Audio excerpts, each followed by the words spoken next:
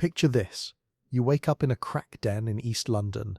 The smell of decay and human waste fills your nostrils. Your body shakes uncontrollably from withdrawal. The person lying next to you on the filthy mattress isn't breathing anymore. You stumble to a cracked mirror hanging on the wall and see a ghost staring back at you. 27 years old but looking like you're 50. Track marks running up both arms like railroad tracks to nowhere. Eyes hollow and dead, sunken deep into your skull. The doctors at the hospital have given you 6 months to live, maybe less. This is rock bottom. This is where Russell Brand finds himself on a grey October morning in 2002. A washed-up comedian whose biggest professional achievement is winning a few meaningless comedy competitions at seedy London clubs. His heroin addiction has consumed everything that mattered. His sex addiction has destroyed every relationship he's ever attempted. He has nothing left to lose because he's already lost it all. But what happens when your worst mistakes become your greatest assets? What happens when the thing that nearly destroys you becomes the foundation of everything you build? What happens when rock bottom becomes the most valuable real estate you've ever owned? Russell Brand is about to discover something that will seem impossible. He will transform his heroin addiction and sex addiction into a multi-million-dollar global empire. Comedy specials that sell out arenas, best-selling books that top international charts, Hollywood films that make him a household name, radio shows that reach millions, a fortune built entirely on the ashes of his complete destruction. But here's the twist that makes this story absolutely unforgettable.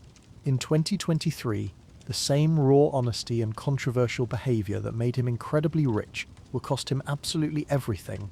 The empire he built by confessing his demons will crumble completely when those demons reveal their true victims. This is the story of how someone can monetize their rock bottom, how they can turn their deepest trauma into treasure, how they can transform their most shameful secrets into their most valuable currency, and why that strategy contains the seeds of its own inevitable destruction. Because Russell Brand will prove that you can indeed turn your addiction into a billion-dollar business, but only if you're willing to lose everything when the bill finally comes due. Let's go back to the very beginning, back to where it all started to fall apart, before it could be built back up. Russell Edward Brand enters this world on June 4th, 1975, in the working-class town of Grays, Essex. His mother Barbara is a single parent struggling to make ends meet. After his father Ronald largely abandons the family, Russell grows up craving the male attention and validation that his absent father never provides. As a young child, Russell shows natural performance instincts that set him apart from other kids. He entertains family members with spot-on impressions and improvised jokes that make adults laugh despite themselves. He dreams constantly of being famous, of being loved by millions of people, of having the entire world pay attention to him. His mother, recognizing his talent and hoping to give him opportunities she never had, scrapes together money to enroll him at the Italia Conti Academy. This prestigious performing arts school in London has produced numerous British entertainment stars. Russell believes this is his ticket to the fame and love he desperately craves. But success doesn't come easily in the brutal world of British comedy. By the year 2000, Russell is performing at small, dingy comedy clubs scattered across London. He wins a few minor competitions here and there, but he can't break through to the mainstream success he's always dreamed about. The British comedy scene at this time is dominated by established acts with years of experience and industry connections. There's simply no room for a wild-haired kid from Essex with unconventional material and in desperate need for attention that makes audiences uncomfortable. The constant rejection stings Russell more deeply than he admits to anyone. He has always used performance as his primary method for gaining love and attention from others. When the audiences don't respond enthusiastically, when the club bookers don't call him back, when other comedians ignore him backstage, something fundamental inside him begins to break. This emotional breaking point is precisely when the drugs enter the picture. It starts innocently enough with alcohol at comedy clubs. Just a few drinks to calm his nerves before going on stage. Then marijuana to help him relax after particularly brutal performances where audiences barely responded to his material. By early 2001, Russell discovers heroin through other struggling performers in London's underground comedy scene. The drug provides something he's never experienced before. Complete numbness to the pain of rejection and professional failure. For the first time in months, maybe years, he feels something resembling peace. But heroin is a demanding master. that never settles for occasional use. Russell's drug consumption escalates with frightening speed. Heroin becomes crack cocaine when heroin isn't enough anymore. Crack cocaine becomes a daily necessity rather than an occasional escape. His comedy career, already struggling to gain traction, completely derails as his addiction takes control. He starts missing gigs entirely, forgetting he was supposed to perform. When he does show up, he's often high during his performances, forgetting his material mid-sentence and rambling incoherently into the microphone. The few club owners who were willing to give him chances stop calling entirely. The sex addiction develops alongside his drug addiction, like twisted siblings feeding off each other. Russell begins compulsively seeking sexual encounters with anyone willing, not for genuine pleasure or human connection, but as another form of escape from reality, another way to numb the constant pain of his failing life and disappearing dreams. By early 2002, Russell Brand is living a waking nightmare that seems to have no possible exit strategy. He's arrested multiple times for drug-related offences that make the local tabloids. His name occasionally appears in newspapers, but only in connection with seedy incidents involving public drug use or inappropriate sexual behaviour. Each negative headline chips away at what little remained of his comedy career. The British comedy industry, small and gossipy, takes notice of his downward spiral. Club bookers stop returning his calls entirely. Fellow comedians actively avoid him at venues, afraid that association with Russell might damage their own reputations. In the early 2000s British entertainment scene, shocking behaviour isn't considered edgy or marketable. It's simply career suicide. Russell realises with growing horror that he's become exactly what the entertainment industry fears most: an unstable addict who can't be trusted with a microphone, a paycheck, or any kind of professional responsibility. But the absolute rock bottom moment hasn't arrived yet. That's still coming. It arrives on that grey October morning in 2002, when Russell wakes up in a crack den in East London. The person lying next to him on the filthy mattress has overdosed during the night and died. Russell stares at the lifeless body and sees his own immediate future with perfect clarity. He stumbles out of the building and somehow makes it to a hospital emergency room. The doctors run extensive tests to assess the damage years of drug abuse have inflicted on his body. The results are devastating, but not particularly surprising to anyone involved. His liver is failing from constant alcohol and drug abuse. His heart shows severe damage from cocaine use. His entire circulatory system is compromised. Multiple organs are beginning to shut down from years of systematic poisoning. The doctor looks at Russell's test results and delivers the verdict with clinical detachment. 6 months, he says matter-of-factly. Maybe less if you continue using. Your body simply cannot sustain this level of abuse much longer. Russell Brand is 27 years old and facing imminent death. He has no career prospects whatsoever. He has no money and no way to earn money. He has no relationships that aren't built entirely around drugs or sex. He has systematically destroyed everything he once valued or cared about. This moment represents the ultimate crossroads of his entire existence. Most people in Russell's desperate situation would try to hide their failures from public view. They would check into private rehabilitation facilities far away from media attention. They would work quietly on their recovery while avoiding any mention of their past mistakes to potential employers or collaborators. Russell Brand makes a completely different choice, a choice that seems absolutely insane at the time, but will ultimately prove to be pure genius. He decides to make his addiction and recovery the central foundation of his professional comeback. Phase 1. The Recovery Gamble. In late 2002, Russell enters a traditional 12-step recovery program with a completely revolutionary approach.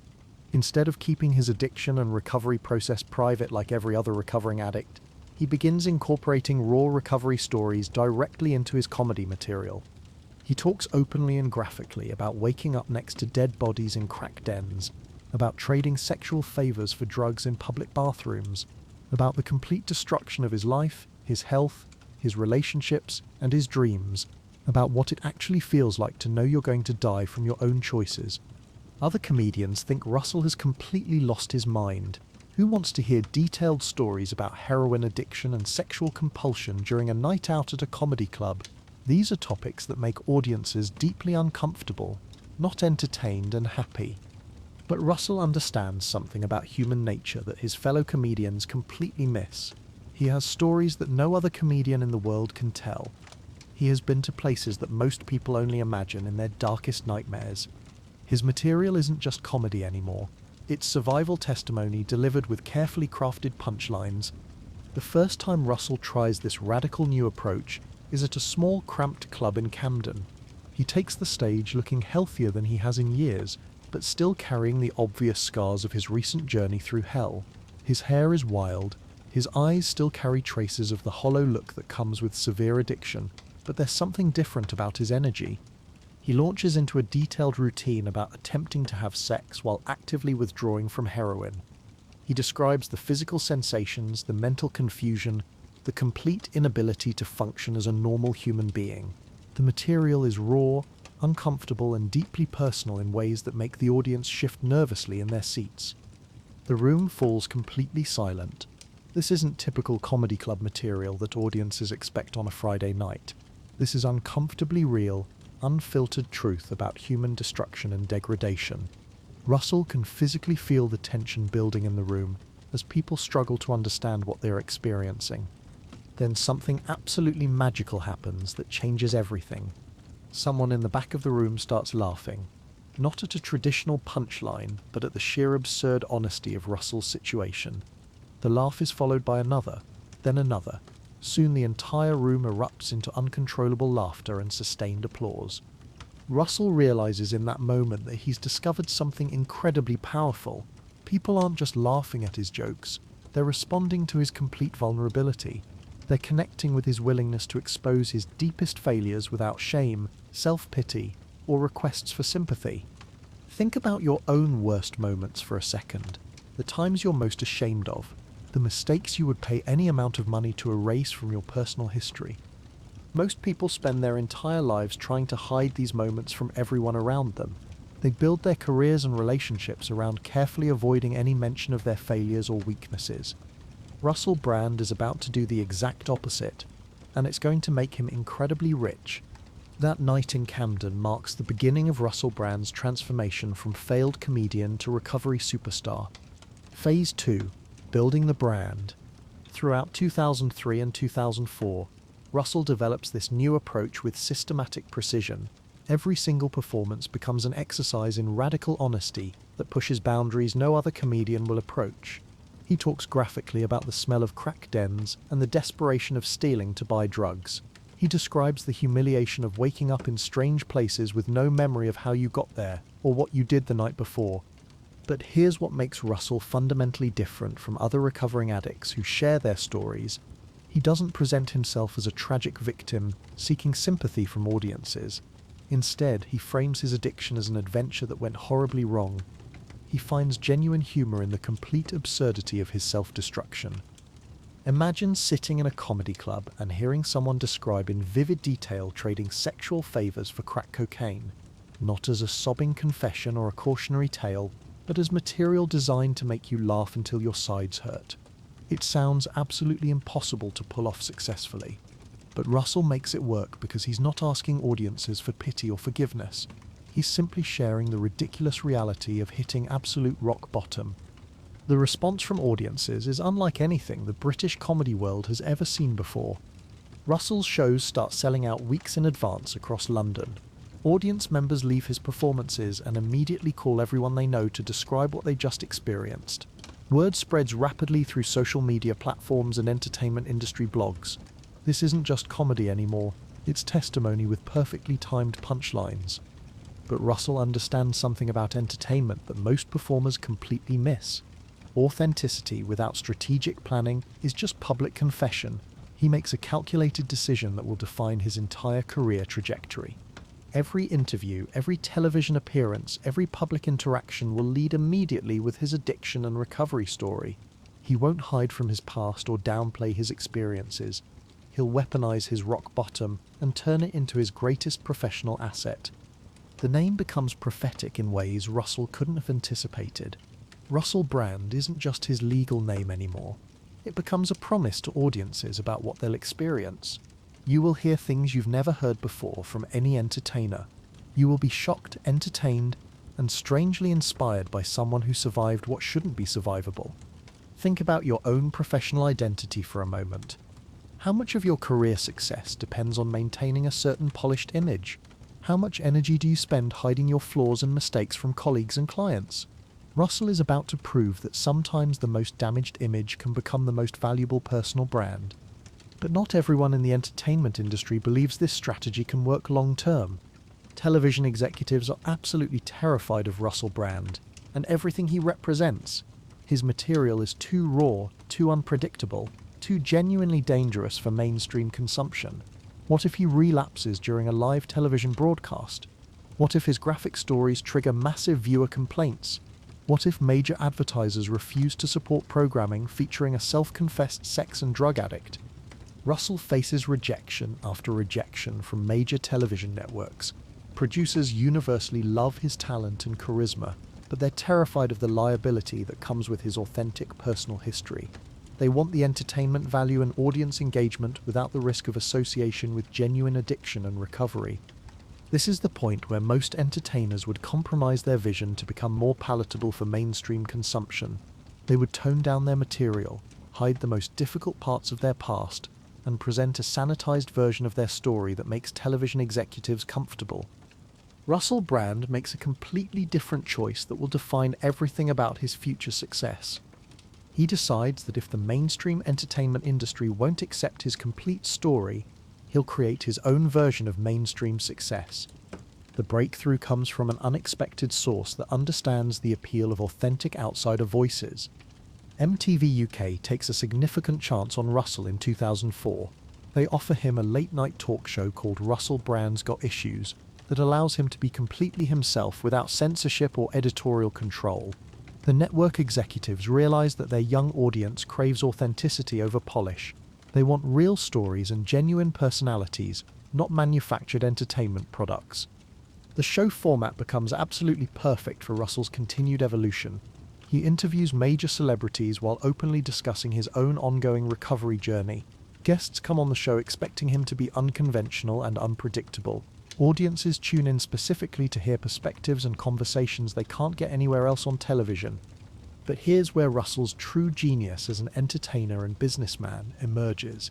He doesn't just talk endlessly about his past addiction and recovery experiences. He carefully cultivates new controversies and scandals that keep him in newspaper headlines without destroying his recovery message or credibility. Russell masters the delicate art of calculated scandal. He makes outrageous statements about major celebrities that generate headlines across multiple news cycles. He tells inappropriate jokes about current events that get people talking and sharing clips on social media. He pushes conversational boundaries that other television hosts wouldn't dare approach under any circumstances. Each carefully orchestrated controversy serves multiple specific purposes in Russell's larger career strategy. It generates sustained media attention across multiple platforms. It reinforces his personal brand as someone who says what everyone else is thinking but won't vocalize. It keeps his name in the public conversation during periods between major projects. Most importantly, every single controversy provides endless opportunities to tell his addiction and recovery story to entirely new audiences who hadn't heard it before. Every interview about a recent controversy becomes a perfect chance to explain his background and personal history. Every scandal provides natural context for discussing his transformation and ongoing recovery process. Every headline mention includes his addiction and recovery narrative as essential background information for understanding the story. Russell has created a perpetual publicity machine powered by controlled chaos that serves his business interests perfectly. But in October 2008, that carefully controlled publicity machine generates a controversy so massive and damaging it should destroy his career forever and end his strategy permanently. Russell appears on BBC Radio 2 with comedian Jonathan Ross for what's supposed to be their regular weekly show.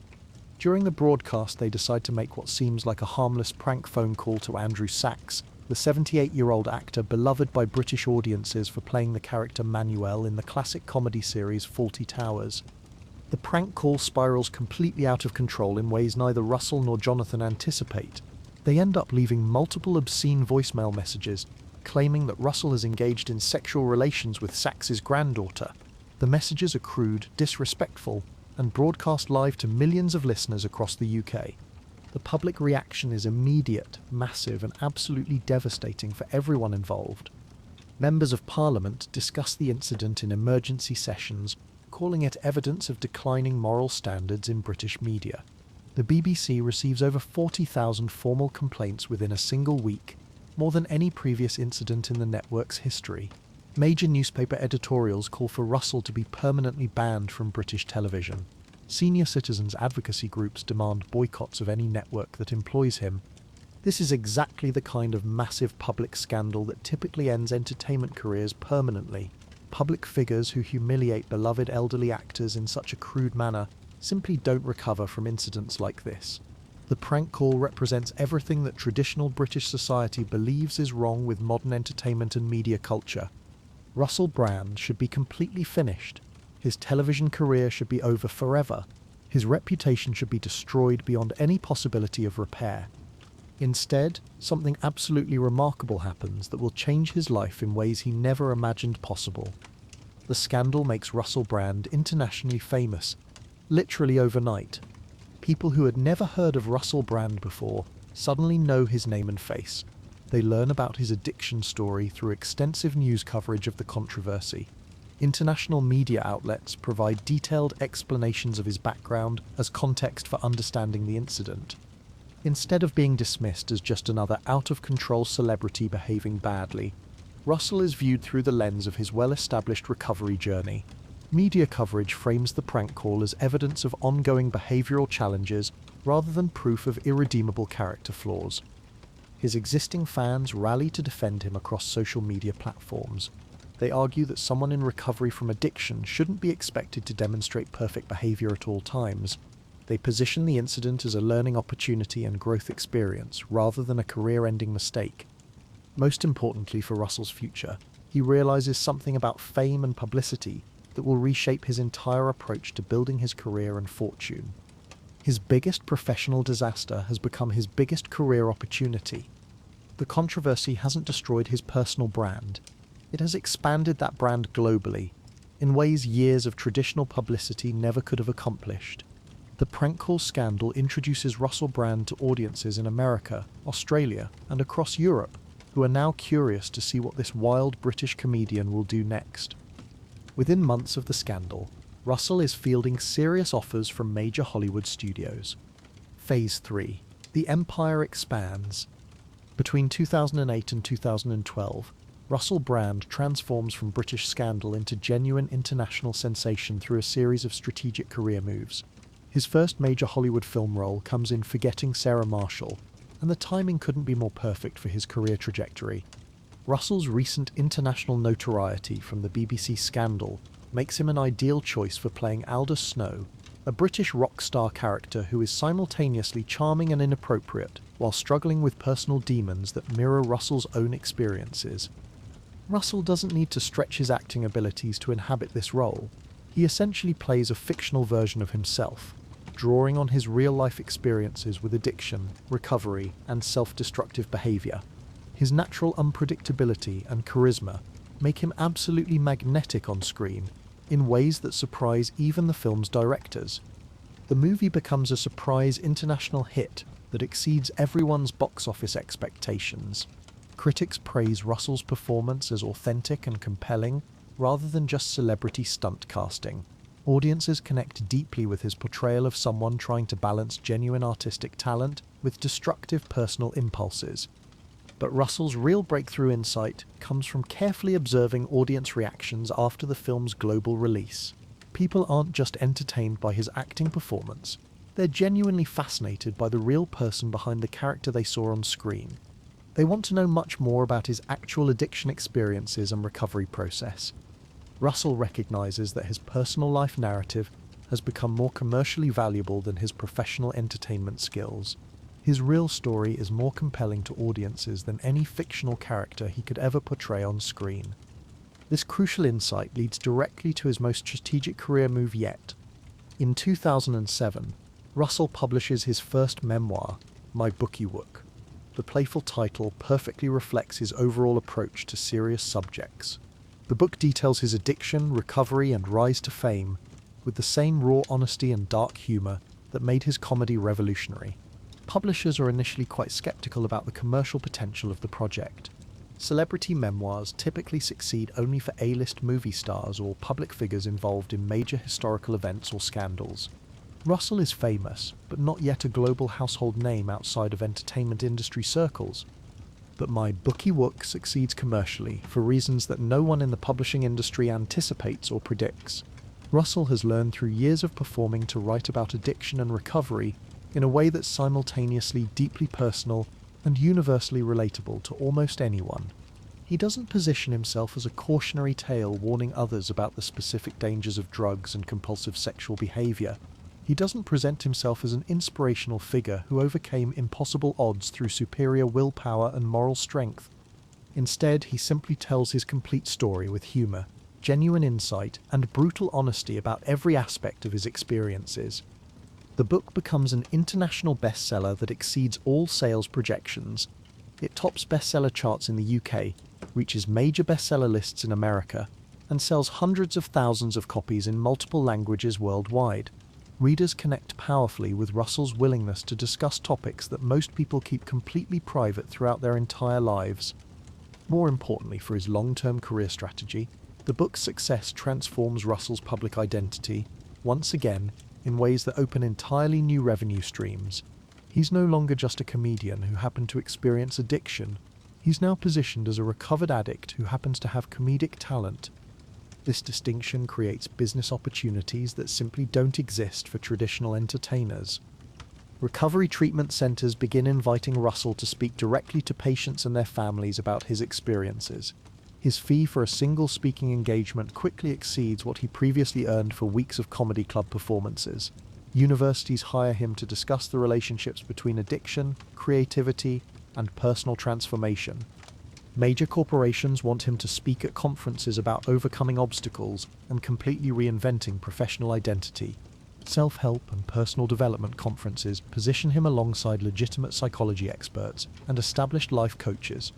The addiction story that once threatened to permanently end his entertainment career has become his most valuable professional asset and primary source of income.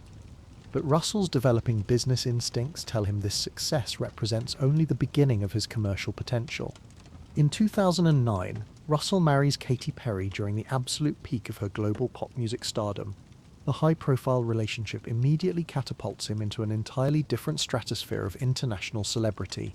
He's no longer just famous for his own professional work and personal story.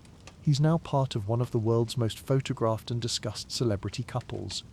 Russell fully understands that his marriage to Katy isn't just a personal romantic relationship. It's essentially a brand merger that benefits both parties' commercial interests. Their combined fame and media attention creates publicity opportunities that neither could generate individually through their separate careers.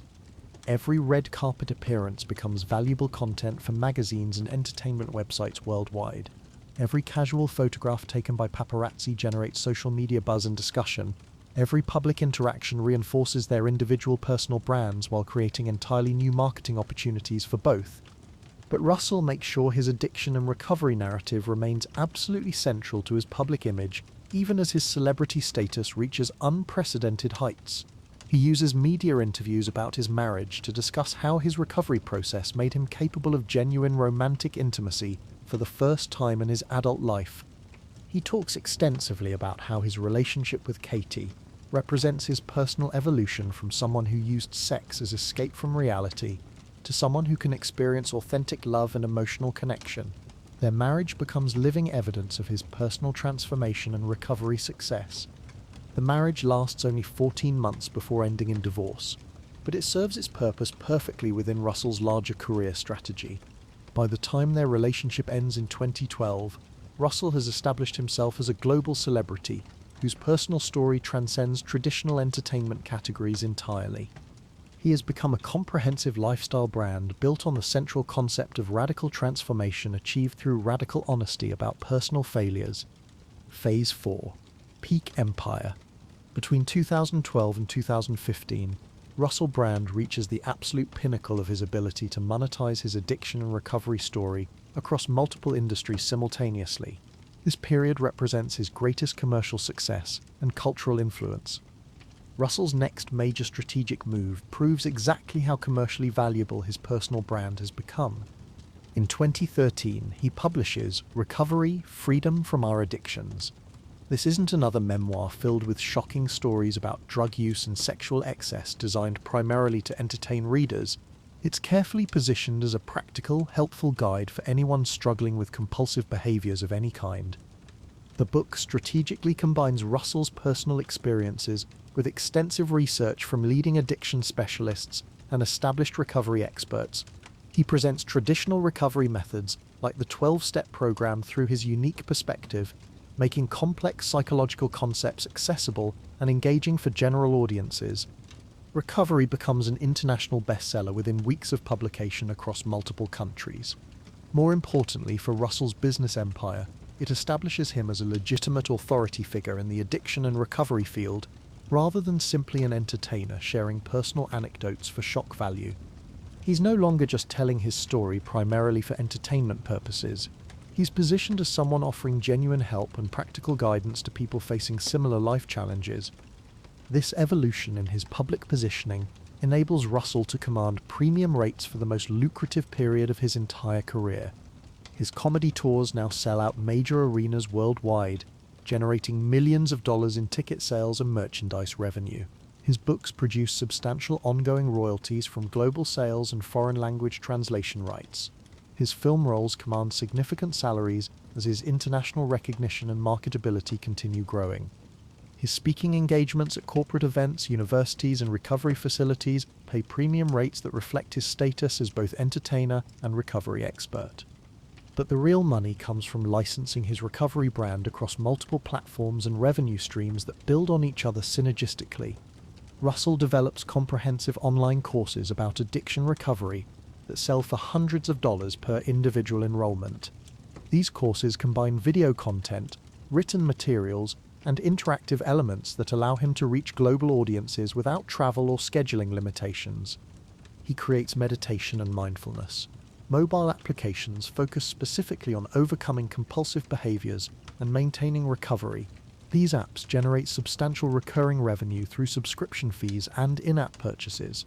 He partners with established treatment centers to develop specialized recovery programs based on his philosophy and methods. These partnerships provide ongoing revenue streams plus credibility within the professional addiction treatment community.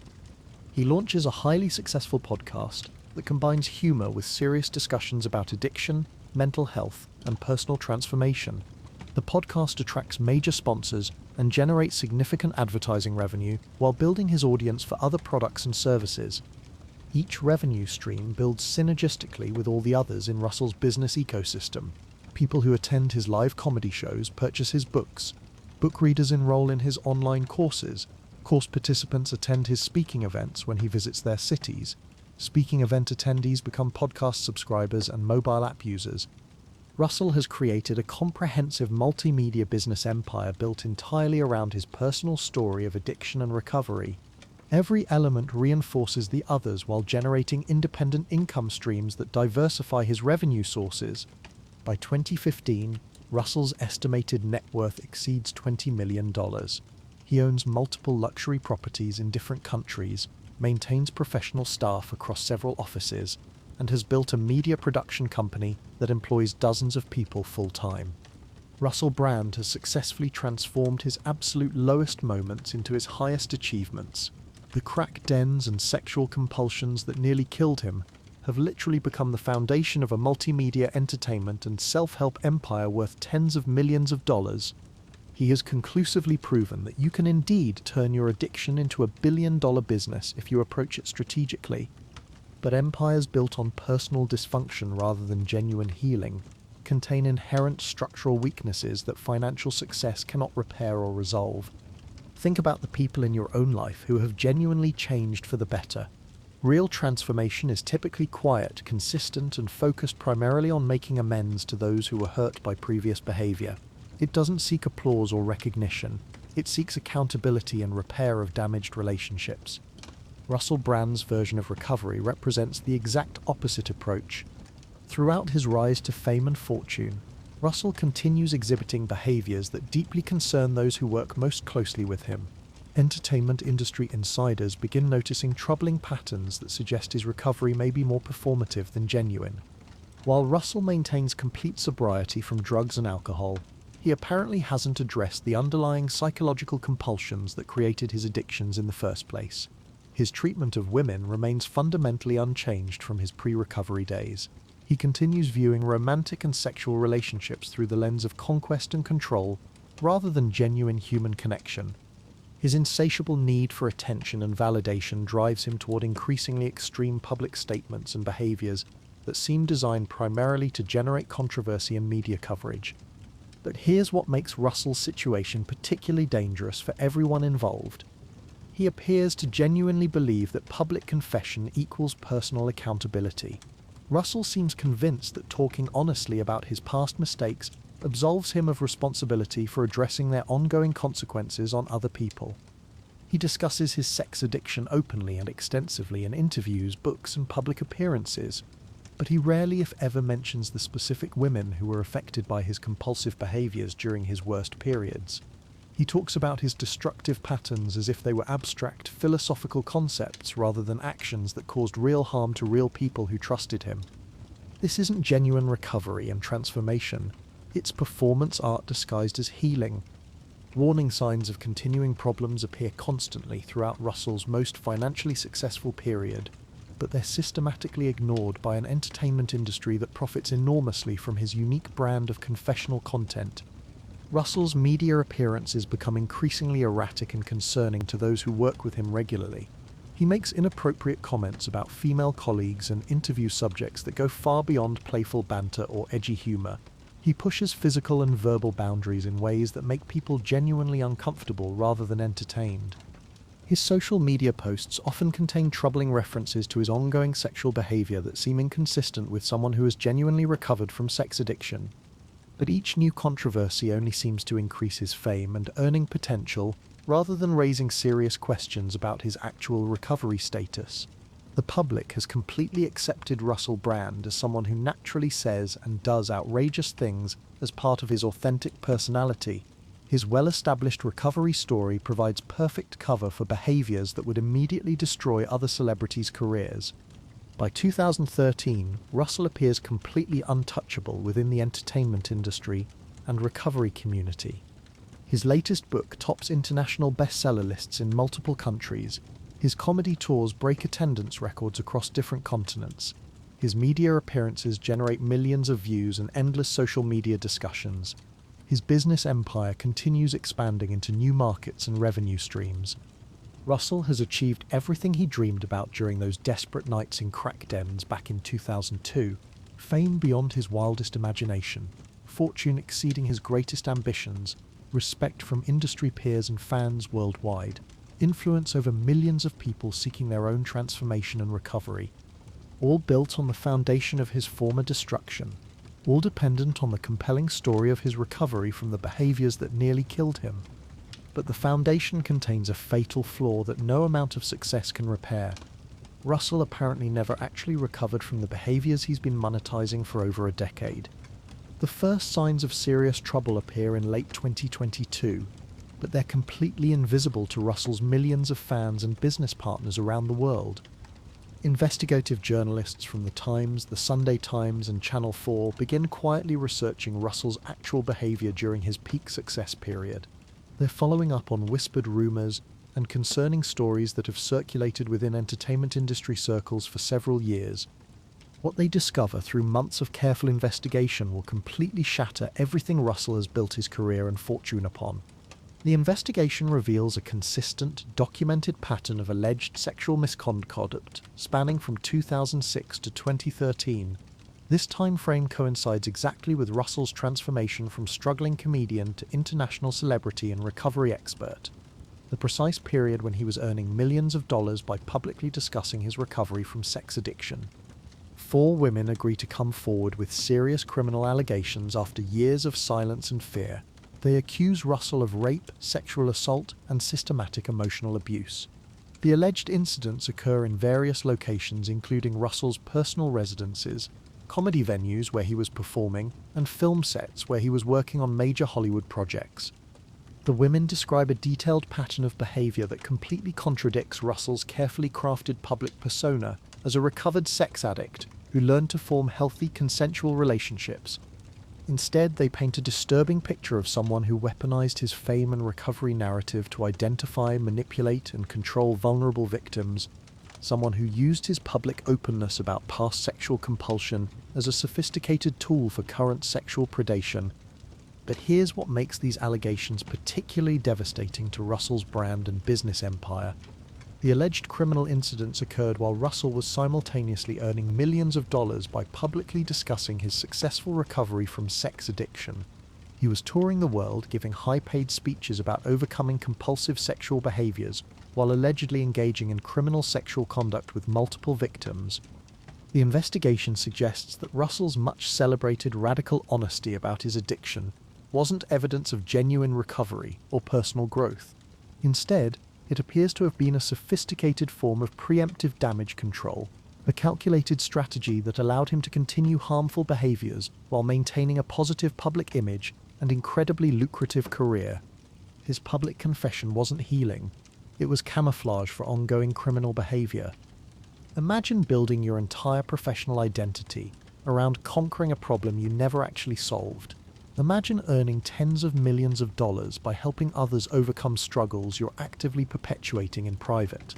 This appears to be the fundamental contradiction at the heart of Russell Brand's empire. The journalists spend months carefully verifying details, corroborating stories from multiple sources, and building an absolutely airtight case before publication. They understand the explosive nature of their findings and the serious legal implications of their reporting about such a prominent public figure. On September 16, 2023, the investigation detonates like a bomb across international media. The Times publishes a comprehensive investigative report detailing the criminal allegations against Russell Brand. The Sunday Times and Channel 4 simultaneously release additional evidence including secretly recorded conversations, witness testimonies, and documented behavioral patterns spanning multiple years. The reporting is meticulous, devastating, and impossible to dismiss as tabloid sensationalism or unfounded accusations. These are serious, respected news organizations presenting carefully researched evidence of systematic predatory behavior by one of Britain's most famous celebrities and recovery advocates. Russell's immediate response reveals everything about his mindset and the fundamental dishonesty underlying his entire recovery brand. Within hours of the investigation's publication, Russell posts defensive videos on his social media channels, categorically denying any criminal wrongdoing. He acknowledges that his behavior during his peak success period was promiscuous and unconventional, but insists that all sexual encounters were completely consensual between adults. But his carefully worded response contains the exact admission that destroys his entire business model and exposes the fraud at the heart of his empire. Russell confirms that he was engaging in extensive promiscuous sexual behavior throughout the period when he was selling millions of books about successfully overcoming sex addiction. He admits to exactly the kind of compulsive sexual patterns he claimed to have permanently recovered from over a decade earlier. This single admission undermines every book he's written, every speech he's given, every course he's sold, and every program he's endorsed about addiction recovery and personal transformation. If Russell wasn't actually recovered from sex addiction while positioning himself as a leading recovery expert and charging people substantial amounts of money for that expertise, then his entire brand was fraudulent from its very foundation. The business consequences are immediate and absolutely catastrophic. Within 24 hours of the investigation's publication, YouTube suspends Russell's monetization privileges across all his channels and platforms.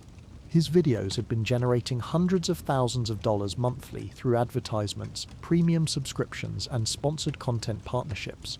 This massive income stream vanishes overnight without warning. Major international book publishers immediately suspend all promotion and marketing of Russell's existing titles and cancel contracts for future releases. His recovery-focused books transform from profitable assets into devastating legal liabilities virtually overnight. Speaking engagement organizers across multiple countries cancel upcoming events within days and demand immediate refunds for deposits already paid. Russell's fee for a single motivational speech had reached six figures. These premium bookings disappear completely within the first week. Treatment centers and addiction recovery programs frantically distance themselves from any association with Russell's name, methods, or philosophy. Programs he helped develop are hastily rebranded or discontinued entirely. Professional credentials and endorsements are immediately revoked. Corporate sponsors terminate partnership agreements and demand immediate refunds for previous endorsements and promotional campaigns. Insurance companies begin investigating potential fraud claims related to Russell's professional representations about his recovery status. The comprehensive recovery brand that Russell spent 15 years carefully constructing collapses in less than 1 week. But the legal and personal consequences are just beginning to unfold. Throughout late 2023 and early 2024, additional women find the courage to come forward with similar allegations spanning Russell's entire career. Police investigations expand to include potential criminal incidents from before, during, and after his supposed recovery period. Evidence emerges suggesting a systematic pattern of predatory behavior that was enabled and concealed by Russell's celebrity status and carefully crafted recovery narrative. His public openness about sexual addiction provided perfect cover for ongoing sexual predation that may have victimized numerous women over many years. The final devastating blow arrives in December 2024. Russell Brand is formally charged with rape and sexual assault by British authorities. The criminal charges relate directly to incidents that allegedly occurred during his most financially successful period, when he was earning millions annually by sharing his recovery story with audiences worldwide. The irony is absolutely inescapable and completely damning for everything Russell built his life around. Russell constructed his entire fortune by confessing to destructive sexual behaviors and claiming he had permanently overcome them through recovery and personal transformation. Now, those exact same behaviors, allegedly continuing throughout his period of greatest success and influence, have become the foundation for serious criminal charges against him. His empire, built entirely on the promise of transformation and recovery, crumbles as overwhelming evidence emerges that the transformation was largely theatrical performance, rather than genuine personal change. The man who turned his addiction into a billion-dollar business discovers that some bills cannot be avoided forever, no matter how successful the performance. And when they finally come due, even the most convincing act cannot prevent the complete collapse of everything built on fundamental lies. The immediate aftermath of Russell's criminal charges reveals the true cost of building success on deception rather than genuine transformation and accountability. Russell's legal team scrambles to manage both the criminal proceedings and the complete destruction of his business empire simultaneously. The same high-powered lawyers who once negotiated million-dollar entertainment deals now focus entirely on damage control and asset protection strategies. His net worth, estimated at over $20 million just 2 years earlier, plummets as legal fees mount exponentially, and every major income stream disappears simultaneously. The multimedia empire that took 15 years to build vanishes in less than 6 months. But Russell discovers something that money cannot buy back, under any circumstances: trust. The entertainment industry blacklists him completely and permanently. No television network will air his content. No book publisher will print his materials. No venue will host his events. The recovery and self-help communities he once dominated want absolutely nothing to do with his name, methods, or philosophy. Most devastatingly for someone who craved attention above all else, Russell loses the thing he valued most throughout his entire career: the attention and adoration of millions of fans who genuinely believed his transformation story and applied his guidance to their own lives. Social media platforms that once amplified his message to global audiences become sources of constant criticism, condemnation, and ridicule. The same people who bought his books, attended his shows, and recommended his content to friends and family now feel betrayed and manipulated on the deepest possible level. Think about the last time someone you trusted completely violated that trust in a fundamental way. The feeling isn't just disappointment or anger. It's a profound questioning of your own judgment and ability to assess other people's character. Russell's fans experience exactly this betrayal on a massive public scale. They trusted him with their own recovery journeys and personal transformation efforts. They applied his methods to their most serious life struggles. They recommended his content to friends and family members facing similar challenges with addiction and compulsive behaviors. Now they realized they were following guidance from someone who apparently never actually overcame the problems he claimed to have solved, and was charging them money to learn about. Russell attempts to salvage his career and income by pivoting to a subscription-based content model that bypasses traditional media gatekeepers entirely. He launches a premium content platform where remaining supporters pay monthly fees for exclusive access to his commentary, analysis, and perspectives. But the audience that remains loyal represents only a small fraction of his former reach and influence. The millions of mainstream fans who connected with his recovery message and inspirational content have disappeared completely. Only the most devoted followers, plus those attracted primarily to controversy rather than transformation, continue supporting his content. The subscription model generates enough revenue to cover basic living expenses, but cannot sustain the lavish lifestyle Russell maintained during his peak success period. The multiple luxury properties, full-time staff, and extensive business infrastructure that supported his empire become unaffordable luxuries that must be sold or discontinued. By early 2025, Russell Brand faces a harsh reality he hasn't experienced since his lowest point in 2002. Genuine financial uncertainty, complete professional isolation, and the total collapse of everything he spent over 2 decades building. But there's a crucial difference between Russell's situation in 2002 and his circumstances in 2025 that makes recovery exponentially more difficult. In 2002, Russell hit rock bottom primarily because of his own self-destructive choices and behaviors. He was essentially the only victim of his addiction and compulsive behaviors. His recovery could focus entirely on healing himself and rebuilding his own life without owing anything to other people. In 2025, Russell faces consequences for allegedly harming multiple other people while pretending to be recovered and charging them for recovery expertise. His current situation isn't the result of personal self-destruction. It's the result of systematically deceiving and potentially victimizing people who trusted him with their most vulnerable struggles. This fundamental difference makes genuine recovery exponentially more difficult and complex than his original addiction recovery. True recovery from harming others requires acknowledging the specific damage caused to each victim, making direct amends regardless of personal cost, and accepting that forgiveness may never come from those who were hurt. It requires recognizing that personal transformation means nothing if it doesn't address the harm inflicted on other people. Russell's entire career was built on the opposite approach. He monetized confession without accountability to victims. He profited from transformation narratives that ignored the human cost of his alleged ongoing behaviors. His story reveals a dangerous truth about our culture's relationship with redemption, recovery, and second chances. We love transformation stories because they offer hope that anyone can change, that past mistakes don't permanently define future possibilities, and that rock bottom can become the foundation for something better and more meaningful. But Russell Brand's rise and fall exposes the critical difference between genuine transformation and performative recovery that exploits our desire for inspirational narratives.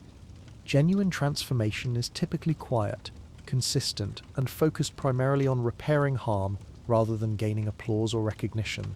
It doesn't seek profit from pain or fame from failure. It measures success by the healing of those who were hurt, not by the admiration of those who were entertained by the story. Performative recovery does the exact opposite. It turns personal dysfunction into public content and entertainment. It monetizes confession without requiring actual accountability to those who were harmed. It builds success on compelling storytelling rather than genuine behavioral change. Russell's fundamental mistake was believing that talking extensively about recovery was the same thing as actually recovering. He confused transparency about past harm with responsibility for ongoing damage to other people. The entertainment industry enabled this confusion because authentic transformation makes for compelling, profitable content. Publishers bought his books because addiction memoirs sell millions of copies worldwide. Television networks hired him because controversy generates ratings and social media engagement. Treatment centers partnered with him because celebrity endorsements attract clients and media attention. Audiences supported him because his story offered hope that anyone could overcome their worst impulses and destructive patterns. Everyone involved benefited financially from Russell's performance of recovery, except the people who apparently needed actual accountability. for the harm he allegedly continued causing while performing that recovery for profit. His story offers crucial lessons for anyone building professional success on personal transformation narratives. First, genuine change cannot coexist with significant profit motives around that change. The moment personal transformation becomes a primary business model, the incentive shifts from authentic healing to entertaining performance. Recovery becomes content creation rather than genuine personal work. Second, accountability to those who are harmed must precede public confession and definitely precede monetization of that story. Talking about your mistakes to audiences who weren't affected by them is not the same as making amends to people who actually suffered because of your actions. Third, success built on unresolved dysfunction is fundamentally unstable regardless of how profitable it becomes. The same patterns that create compelling transformation stories will eventually create devastating consequences if the underlying issues are never actually addressed. Russell Brand conclusively proved that you can turn your addiction into a billion-dollar business. You can monetize your rock-bottom experiences.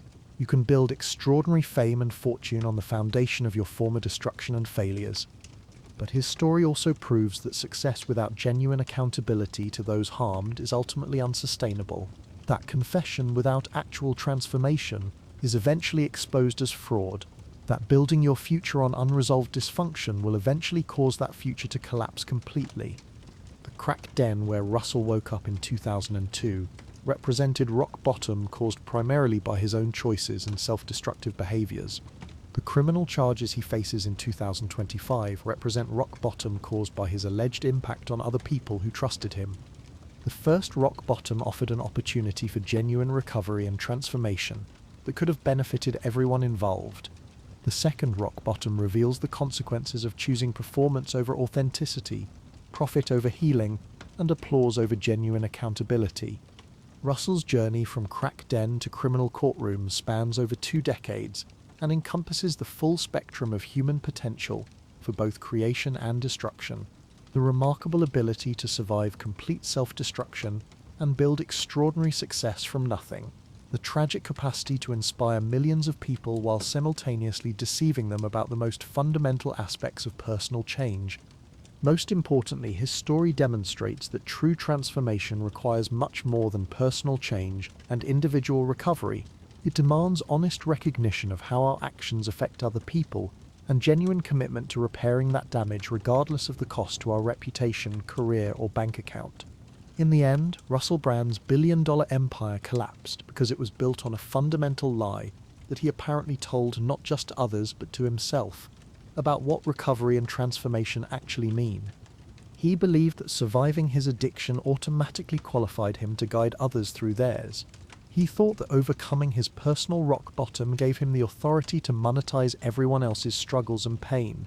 He assumed that his individual transformation absolved him of responsibility for harm allegedly caused to others during his most successful and influential period. These beliefs were tragically wrong, and when the truth finally emerged through careful investigative reporting, the entire empire built on those false beliefs crumbled back to nothing. The real tragedy of Russell Brand's story isn't that he lost his fortune, fame, or career success. It's that he had genuine opportunities to use his massive platform and influence for actual healing and transformation, both for himself and for the millions of people who trusted him with their most vulnerable struggles. Instead, he chose performance over authenticity, profit over accountability, and applause over the hard work of actual recovery and making amends. That choice transformed him from a potential force for genuine healing into a cautionary tale about the dangers of monetizing personal pain without addressing its ongoing impact on other people. Russell Brand turned his addiction into a billion-dollar business and proved it was possible to build extraordinary success from rock-bottom experiences. But he learned too late that some prices are too high to pay, even for the most extraordinary success. The bill for deception and exploitation always comes due eventually, and when it does, all the money, fame, and success in the world cannot purchase back what was lost through betraying the trust of those who believed in your transformation. The crack den was never Russell's real rock bottom. His real rock bottom was the moment he chose to monetize recovery without actually recovering, to profit from transformation without genuinely transforming, and to build an empire on the pain of others while calling it healing. That choice destroyed not just his empire, but his opportunity to become the person his story promised he could be.